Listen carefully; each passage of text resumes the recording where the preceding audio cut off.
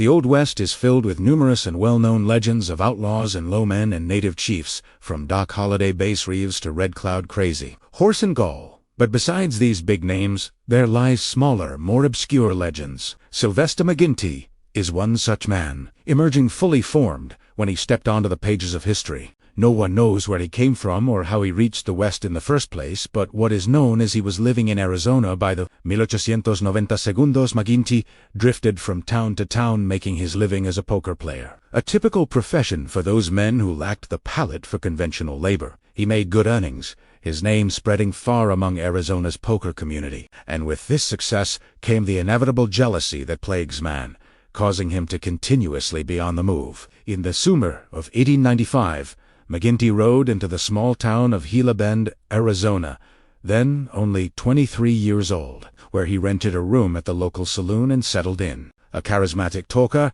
with a flair for the spectacular, McGinty soon drew men to his table there, offering to play them for all his earnings, roughly $2,000 by this point in his career. Gila Bend's townsfolk, simple stage drivers and miners, down on their luck, flocked to the flashy stranger in polished clothes and who spoke smoothly, one by one being beaten.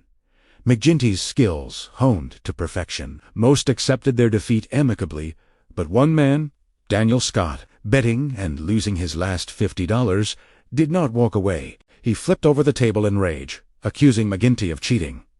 Sylvester denied the charges, keeping his cool. Scott drew his pistol, but McGinty proved faster, blowing the man's brains out onto the bottom of the table, but this only added to his problems. The saloon owner, a cousin of Scott's, reached down below the bar, pulling out his shotgun. McGinty dodged the main blast, but a few stray slugs clipped the right side of his head. Smashing to the ground, the gambler struggled to his feet, blood running down his face and obscuring his vision. Scrambling outside, he tried reaching his horse, but the saloon owner, hot on his heels, cut him off. He shot McGinty once in his lower abdomen, never able to get another shot off as the gambler, defying the pain, shoved the man out of the way and jumped onto his horse, riding for the desert.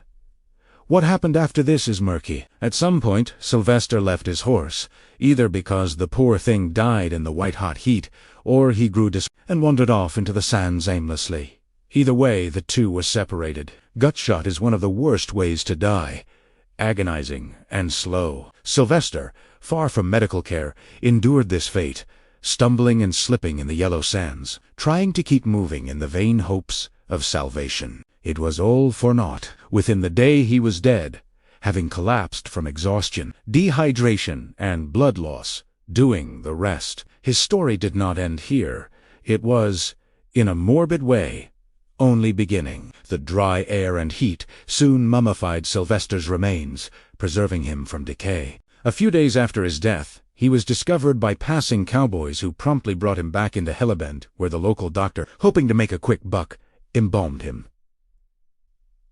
selling McGinty's remains to Coleman Jefferson Randolph Soapy Smith, who put him up as a sideshow attraction, using his legend to do it. This was to be McGinty's post-life fate, even up to our own day, as his remains now rest in the old curiosity shop in Seto, where he has resided since 1950, more famous now than ever he was in life.